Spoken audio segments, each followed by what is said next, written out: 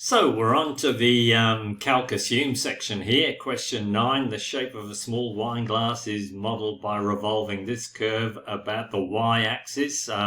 So we know that on the formula sheet we've got the volume is pi f of y squared dy. I prefer to think of it as, here we go, let's have a look here, in this form, pi x squared dy, but it's the same thing. Anyhow, so for this function, we just need to get a value for x squared. So we add the 3 over to the other side and then drop a set of brackets around the whole lot, multiply it by itself, square it, and pop a pi in front. So here's our function for the volume, and let's see what we've actually got to do in this question. So here we go. Calculate correct to the nearest 0.01 the depth of wine in the glass if it's to contain 80% of its maximum volume. So it's, wait a minute, we say, what the heck? There's we're only getting 4 marks. That would be fairly reasonable for a volume of revolution. But no, we've got to find the full volume, calculate 80%, and then work backwards to find the height, which obviously, looking at it, is going to be around 80% of 6. So that's around 5, somewhere around there. We're looking for an answer. But there's a lot to do here, so we're not going to go crazy with our working. We're going to let our calculator do the talking here. Anyway, here we go. Let's grab my calculator. So here it comes. We're into main. First job, let's get the function sorted out here. So we need a pi, open brackets, 3 plus a sign. Then we need a little fraction. Upstairs is a y. Downstairs is a pi again, so we'll pop a pi out to the side, close the brackets, close that bracket, square it. Now might need to use this a bit, so I'm going to get the keyboard up, go down to the ABC tab here. I'm going to tap Shift negative button to store this as f, my function. So now whenever I need this little function, I can call f up rather than the whole expression. I think what we'll do is set up an expression for the volume in terms of h. So here we go.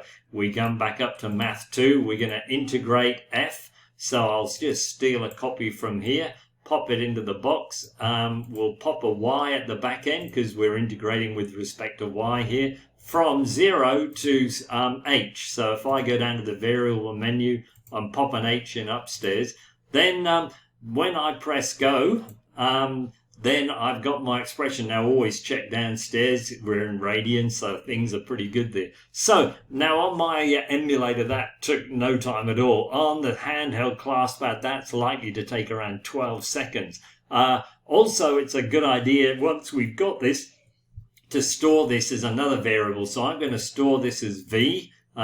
Where's my answer go? So I'll take the answer, which is this whole expression, and dump it into v. And then to get the maximum volume, I simply want v given that the height, h, so given that h is equal to 6 initially.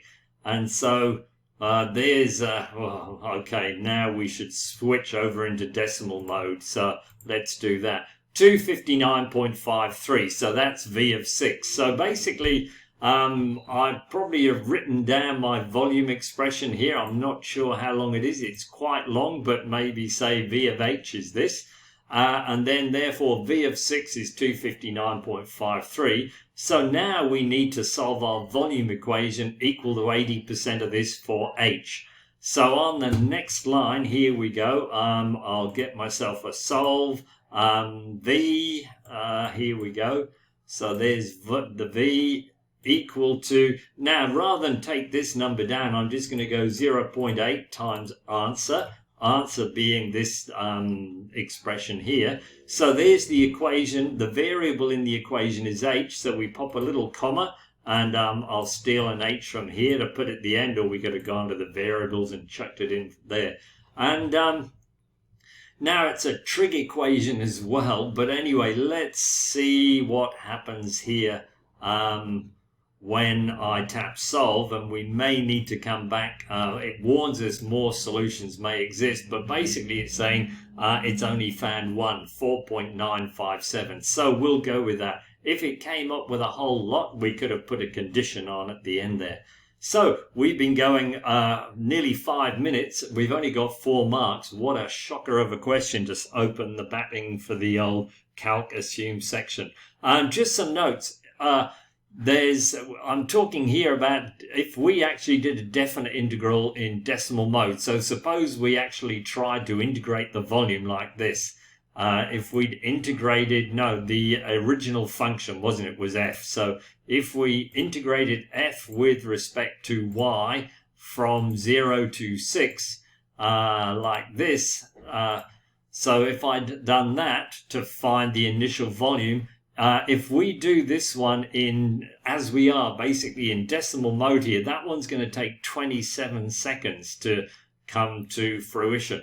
So that's kind of pretty slow. A quicker way is to basically go interactive calculation integral and use the integral template to get a numerical integration. Definite gives us room to put in our bands here. While we're at it. So wait, what did I just chuck in there? If I backspace, our expression is our original function, the pi 3 plus sine y over pi squared. We want to integrate it from 0 to 6.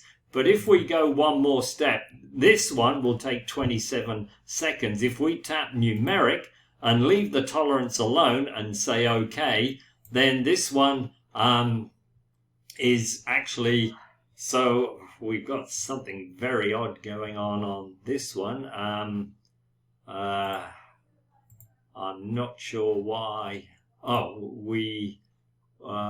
The variable of integration was y, wasn't it? Because f was defined in terms of y. If I run that through again, there it is. So by having this extra little switch at the end here for the when we're doing it with numerical integration, then that gets the time down to 2 seconds. And typically it's these type of integrals with some trigs or some squaring of trig functions that are going to take forever.